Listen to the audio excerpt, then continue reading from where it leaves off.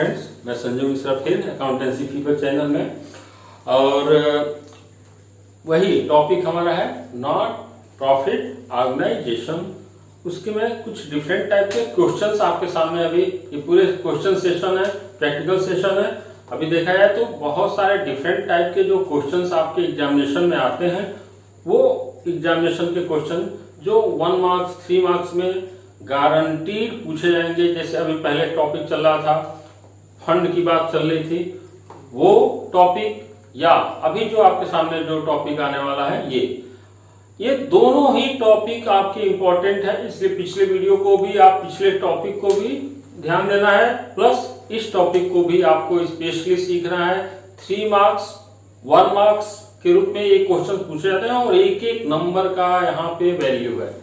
बड़े क्वेश्चन पता नहीं लगेगा नहीं लगेगा, वो भी फंस जाए, ये छोटे नंबर वाले क्वेश्चन भी फंस जाए तो फिर मतलब क्या है। तो ये एग्जामिनेशन में गारंटीड पूछे जाने वाले क्वेश्चंस हैं और इसलिए मैं आपसे फिर रिक्वेस्ट करूंगा कि आप लोग वीडियो को कंप्लीट देखें और थोड़ा सा पर्सनल इंटरेस्ट के लिए मैं बोलूंगा कि प्लीज इसको सब्सक्राइब करें और शेयर करें। बहुत हेल्पफुल होगा। आप अपने फ्रेंड्स का भी हेल्प करेंगे, खुद का भी हेल्प करेंगे और मुझे भी मोटिवेट करेंगे अगर मेरे वीडियोस को आप लाइक सब्सक्राइब करते हो तो थैंक यू। बट चलते हैं क्वेश्चन पे। अभी हमारा यहाँ टॉपिक है calculation of material consumed and purchase of material during the year. दो चीजें हमें यहाँ फाइंड आउट करना है। Material consumed during financial year, consumed, और दूसरा क्या कह रहा है, purchase of material during the year, यानी कि कितने रुपए का मटेरियल हमने पूरे साल में परचेज किया, ये वैल्यू जानना। With in A financial year how much quantity of material purchase, कितने रुपए का मटेरियल हमने, कितनी क्वांटिटी मतलब कितने रुपए का मटेरियल हमने एक साल में इस करंट ईयर में परचेज किया, ये एक क्वेश्चन बनता है।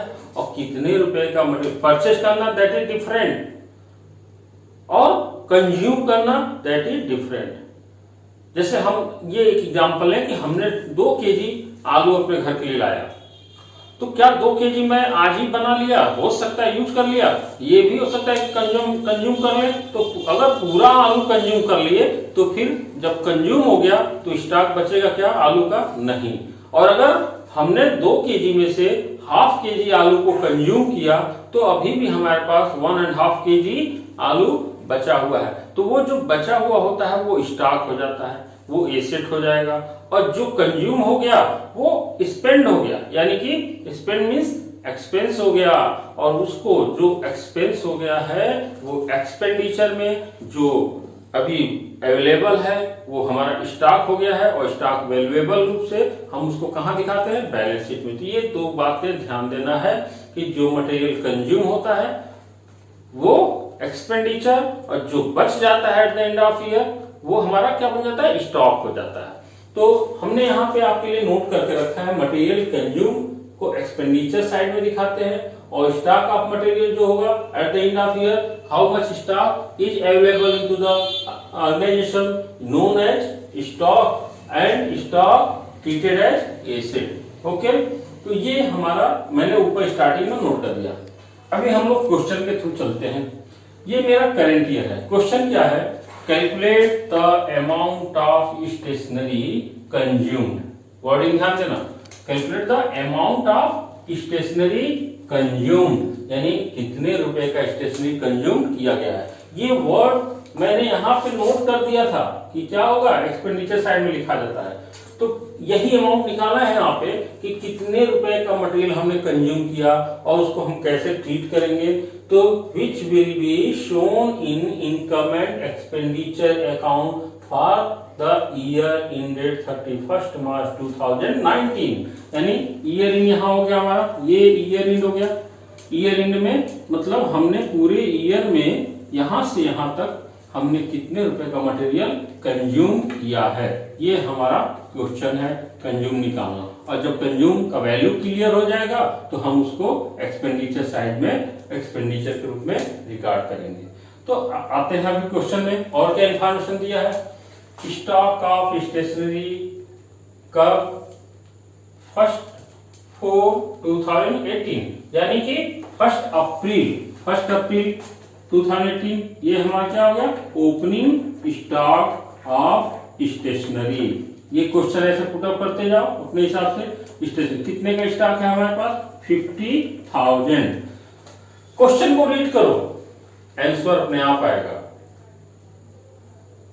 हमारी प्रॉब्लम क्या होती है कि हम चाहते हैं फटाफट आंसर आ जाए और क्वेश्चन पे फोकस ही नहीं होता, क्योंकि क्वेश्चन कोई देखना ही नहीं चाहता अपने लाइफ में, कोई क्वेश्चन नहीं चाहता है, सोल्यूशन सब चीज का चाहिए, क्वेश्चन पे फोकस नहीं होता। If you know your problem you can solve your problem definitely. It means stock of stationery 1 April 2018 इज ₹50,000। तो 1 April 18 means beginning of the year, हमारे पास 50,000 था। नेक्स्ट है स्टेशनरी ऑन 31 मार्च, ये हो गया 31 मार्च। How much stock 40,000।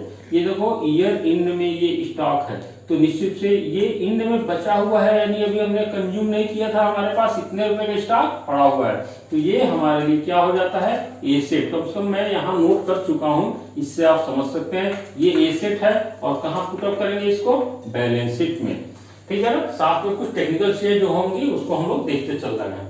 Next point क्या दिया है purchase of stationery during year. Purchase of stationery during year यानी मैंने यहां से यहां तक के पूरे ईयर के ड्यूरेशन में टोटल परचेजिंग कितने का कर लिया है 1,90,000 रुपीज का। ये परचेज प्राइस है। During a financial year we purchase stationery of ₹1,90,000। Into this question what is the problem.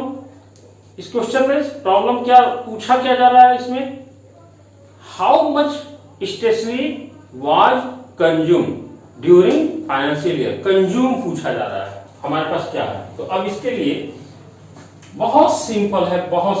देखो इस क्वेश्चन में क्या है कि हमको परचेज दे दिया, परचेज का वैल्यू दिया, purchase of stationery during the year 1,90,000, ये हमें पता है। इसके लिए हमारे पास एक स्टेटमेंट मेथड है, तो स्टेटमेंट मेथड में हम इसको क्या करेंगे, पहले तो कैलकुलेट कर लो स्टेटमेंट मेथड से।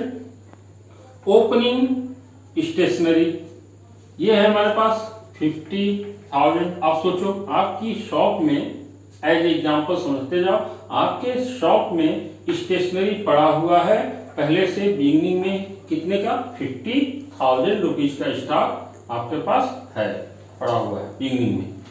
फिर आपने क्या किया, पूरे ड्यूरेशन में आपने परचेज किया, तो परचेज करोगे तो स्टॉक आपका इंक्रीज हो जाएगा। Plus purchase of stationery purchase हो गया 1,90,000। तो परचेज करने के बाद ये स्टॉक की वैल्यू आपकी हो जाएगी 2,40,000, ठीक है ना। That is known as total stock of stationery. इसको हम टोटल स्टॉक बोल सकते हैं। यानी क्या हो गया, अभी 50,000 का स्टॉक बिगिनिंग में था, 1,90,000 रुपीज का स्टॉक हमने परचेज कर लिया। Then total stock is available of ₹2,40,000। Now we have only stock of ₹40,000 at the end of year. यानी अब हमारे पास एंड में ओनली 40,000 रुपीज का स्टॉक है। तो ये थोड़ा सरप्राइजिंग लग रहा है।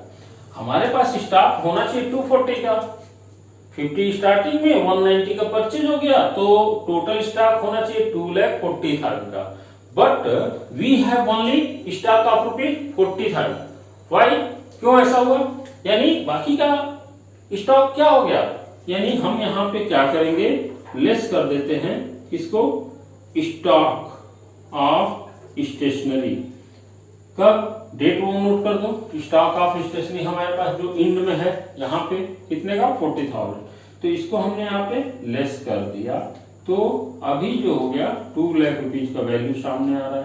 ये वैल्यू क्या हो गया, ये हो गया हमारा स्टेशनरी कंज्यूम, ये हमारा वैल्यू आ गया सामने। बहुत छोटा सा क्वेश्चन है, कुछ भी नहीं है, बस फोकस करना है कि क्वेश्चन में क्या इंफॉर्मेशंस दिए हुए हैं, उसको कंसंट्रेट करो, अपने आप क्वेश्चन सामने आएगा। तो इस तरह से ये हमारा वैल्यू आ गया। अब इसको क्या करना है, अगर स्टेशनरी कंज्यूम दिखाना है तो income and expenditure account proforma बनाया आपने, और यहाँ पे आप क्वेश्चन पूछा गया तो ये आप कैलकुलेशन कर लो, यहाँ दिखा दो टू स्टेशनरी कंज्यूम, ये आ गया आपका हाउ मच 2 लाख रुपीज हो गया। इसको आप यहाँ पे शो कर सकते हो क्या कितना अमाउंट दिखाना है, तो एक छोटा सा प्रोफार्मा बनाओ, ये कैलकुलेशन कर लो, कैलकुलेट करके और उसको प्रोफार्मा में पुटअप कर दो। ये था हमारा केस 1 या क्वेश्चन नंबर 1। हम इसी को अभी इसका सेकंड पार्ट क्वेश्चन नंबर 2 देखते हैं, और इसमें और पहले क्वेश्चन में क्या डिफरेंसेस हैं और कहाँ पे सिमिलरिटीज हैं वो दोनों को भी टैली करना है। तो ये आपका ये फार्मूला तैयार हो गया है, ये आपका फार्मूला है। अगर वैल्यूज को हटा दो तो इस फार्मूले को नोट करके रखो, इससे आप मटेरियल कंज्यूम जो भी होगा, स्टेशनरी कंज्यूम है या कोई भी ऐसा आइटम होगा तो आप उसको आइडेंटिफाई कर सकते हो। सेकंड, अभी हम इस सेकंड क्वेश्चन जो देखेंगे उससे हमें आइडिया लगेगा कि दोनों क्वेश्चन में क्या डिफरेंस है, क्या इंफॉर्मेशंस हैं। तो देखते हैं।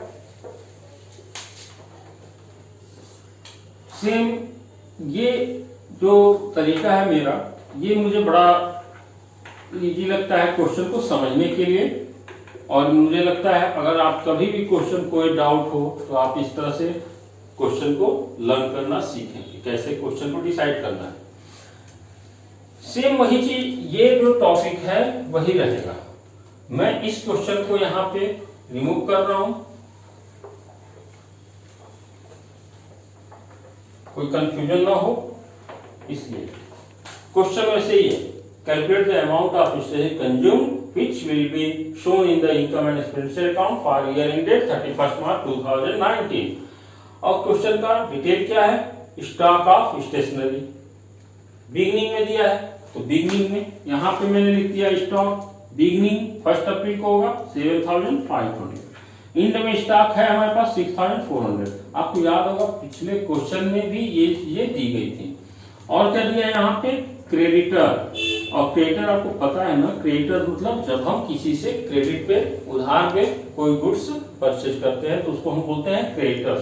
तो बिगिनिंग में क्रेडिटर्स है हाउ मच 2000 रुपीज, यानी हमें क्रेडिटर को पेमेंट करना था। और बिगिनिंग का मतलब होता है प्रीवियस ईयर इन, जो होता है वही हमारा यहाँ का ओपनिंग या बिगिनिंग होता है। तो ये जो भी है, ये स्टॉक और ये क्रेडिटर प्रीवियस ईयर के एंड में था, और यही हमारे पास करंट ईयर के बिगिनिंग में आ गया। फिर क्रेडिटर हमारे पास और दिया हुआ है यहाँ पे एंड में 2600, यानी ईयर एंड में करंट ईयर के एंड में हमने 2600 रुपीज क्रेडिटर्स को देना है। तो ये इंफॉर्मेशन, ये वाला इंफॉर्मेशन तो मुझे पिछले क्वेश्चन में मिला था, क्रेडिटर्स का इंफॉर्मेशन पिछले क्वेश्चन में नहीं था। दूसरा, इस क्वेश्चन में क्या दिया था, क्वेश्चन 1 में परचेज ड्यूरिंग ईयर ये दिया हुआ था 1,90,000, मुझे याद है 1,90,000।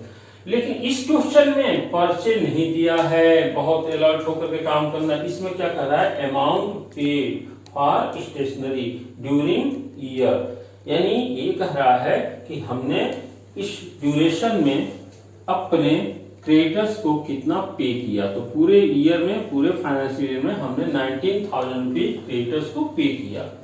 यहाँ समझने वाली ये बात है कि स्टार्टिंग में मेरे ऊपर था कितना लायबिलिटी, कितना पे करना था 2000, और मैंने पे कितना किया है 19,000। 19,000 देने के बाद भी जरा क्वेश्चन समझना है कि हमारे पास फिर इतने का ड्यू कितना क्यों हो गया 2600। बिगिनिंग में 2000 का कर्ज है मेरे ऊपर, मैंने दे कितना दिया पूरे साल में 19,000, 19,000 रुपए, और फिर भी कहा जा रहा है कि इंड में हमारे पास कितने का लोन हो गया। इसका मतलब है कि हमने केवल पे नहीं किया है, बल्कि हमने कुछ और क्रेडिटर्स मतलब क्रेडिट पे गुड्स को परचेज किया होगा। तो यानी यहाँ पे इस क्वेश्चन में परचेज ड्यूरिंग द ईयर हमें नहीं दिया है। पिछले क्वेश्चन में परचेज ड्यूरिंग द ईयर दिया था, इस क्वेश्चन में परचेज ड्यूरिंग द ईयर नहीं दिया है। इस क्वेश्चन में दिया है पेड ड्यूरिंग द ईयर, कितना हमने पेड किया। ये डिफरेंस ध्यान में रखना होगा। यहां भी हम क्या करेंगे, कैसे सॉल्व करेंगे, तो यहाँ पे भी स्टेटमेंट मेथड से ही हम इसको देखते हैं। स्टेटमेंट मेथड में क्या करना होगा, क्या करना होगा बताया भाई, हम तो कुछ कंफ्यूज हो रहे हैं, तो बताएगा। बिगनिंग में अच्छा ये बताया हमने दिया कितना, ये 2600 रुपीज का अभी देना है, ठीक है। तो हमको यहाँ पे एक फार्मूला बनाना होगा, क्लोजिंग क्रेडिटर कितना है 2600, ऐड कर दो इसमें, पेड ड्यूरिंग ईयर, ये हो गया हमारा 19,000 रुपीज। ओके, ऐड किया हमने, कितना आ गया 21,600 पेड ड्यूरिंग द ईयर।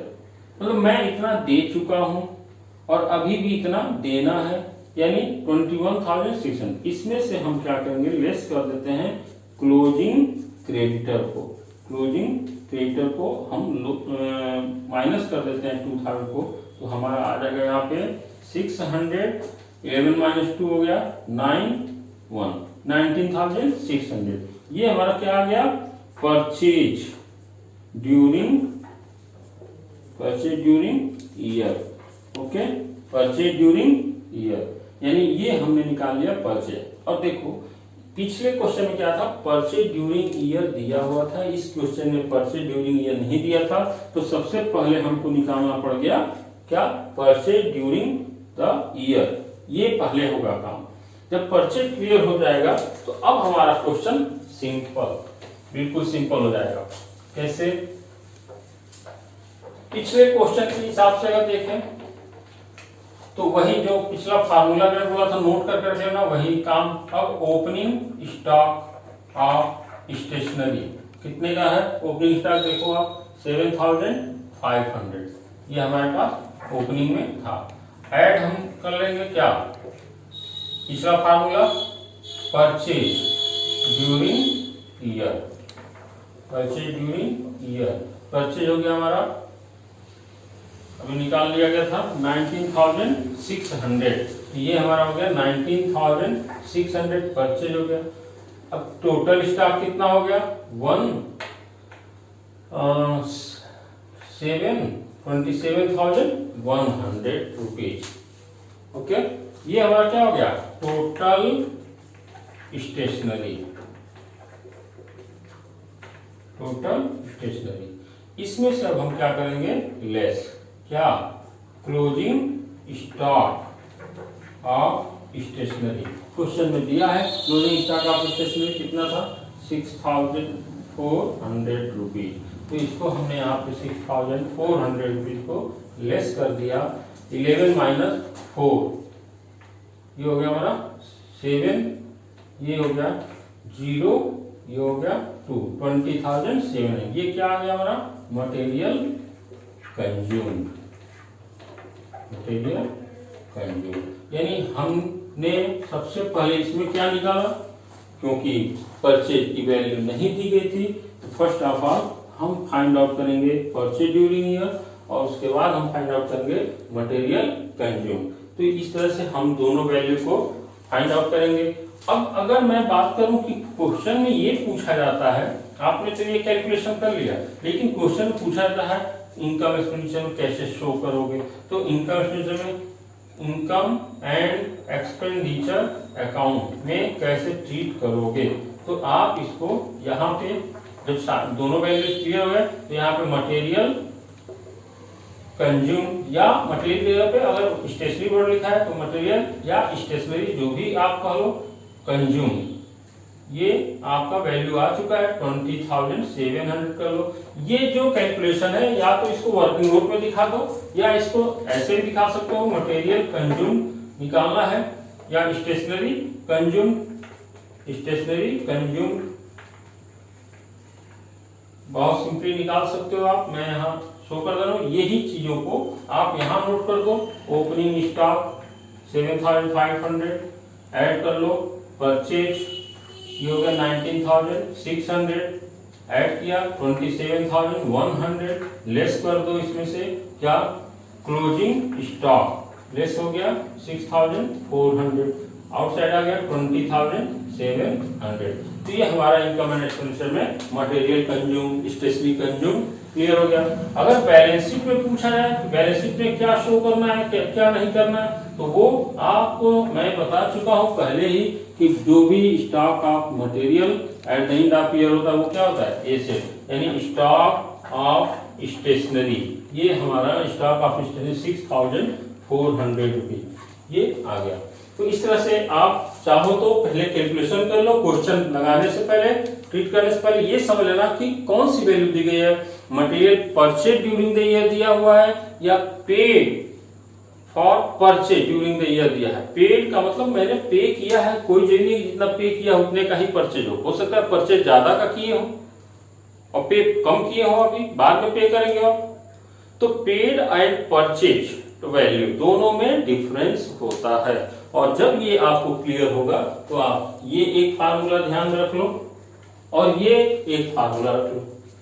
जब मटेरियल परचेज न दिया हो तो सबसे पहले आपको परचेज की वैल्यू निकालनी होगी, उसके बाद आपको मटेरियल कंज्यूम की वैल्यू निकालनी होगी। तो ये हमारा टॉपिक आज यहाँ पे कंप्लीट हो रहा है और मोस्ट इंपॉर्टेंट टॉपिक था, और ये कंपटीशनों में भी पूछा जाने वाला क्वेश्चन है, इसलिए पिछले वीडियो से भी ज्यादा इंपॉर्टेंट कंटेंट है ये, और प्लीज इसको आप देखें, लाइक करें, शेयर करें। Thank you, have a nice day.